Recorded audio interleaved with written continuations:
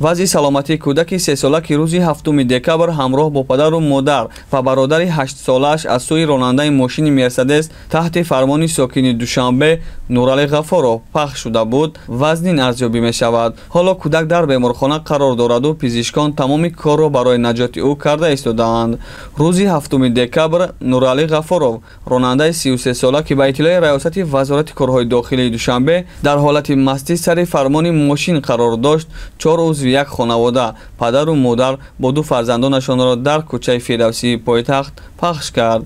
ба гуфтаи пулис автомашина аввал ба сурати баланд девораи бетонии миёнаи роҳ бармехӯрад ва сипас онҳоро пахш мекунад.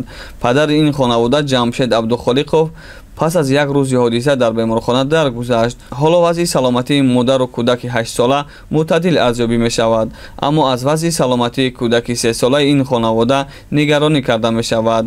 раёсати корҳои дохилии Душанбе алайҳи ронанда бар асоси моддаи 212 қисми 4 кодекси ҷиноии Тоҷикистон парванда боз карда худи ронандаи гумонбар дар боздоштгоҳ қарор дорад. ин моддаи кодекси ҷиноӣ аз 5 то 10 соли зиндонро пешбинӣ мекунад.